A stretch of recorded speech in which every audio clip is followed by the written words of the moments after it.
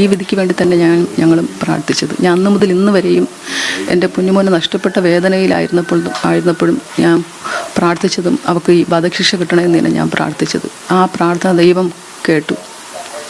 പിന്നെ എല്ലാ ജനങ്ങളുടെയും പ്രാർത്ഥന ദൈവം കേട്ടു. പിന്നെ എൻ്റെ പൊന്നുമോൻ്റെ നിഷ്കളങ്കനായ എൻ്റെ പൊന്നുമോൻ്റെ നിലവിളി അതാണ് ദൈവം കേട്ടത്. ആ ദൈവം തന്നെയാണ് ഈ നീതിമാനായ ജഡ്ജിയിൽ ഇറങ്ങി വന്നതുകൊണ്ടാണ് ബഹുമാനപ്പെട്ട ജഡ്ജിക്ക് ഇങ്ങനെ ഒരു വിധി നടപ്പിലാക്കാൻ സാധിച്ചു എന്നാണ് ഞാൻ വിശ്വസിക്കുന്നത്. എപ്പോൾ എന്നെ പുറത്തിറങ്ങുമ്പോൾ കാണുമ്പോഴൊക്കെ എൻ്റെ സങ്കടം കാണുമ്പോൾ അവർ പറയും, മോള് വിഷമിക്കേണ്ട, അവൾക്ക് തൂക്ക് കയറി എന്നെ കിട്ടുമെന്ന്. ഒരുപാട് ജനങ്ങളും ഒരുപാട് അമ്മമാരും എന്നെ നോക്കി പറഞ്ഞിട്ടുണ്ട്. അപ്പോഴൊക്കെ എനിക്കൊരാശ്വാസം ഉണ്ടായിരുന്നു. ഇപ്പോൾ എനിക്ക് അത് പ്രാവർത്തികമാക്കി തന്നത് ബഹുമാനപ്പെട്ട നീതിന്യായ കോടതിക്ക് 1000 നന്ദി.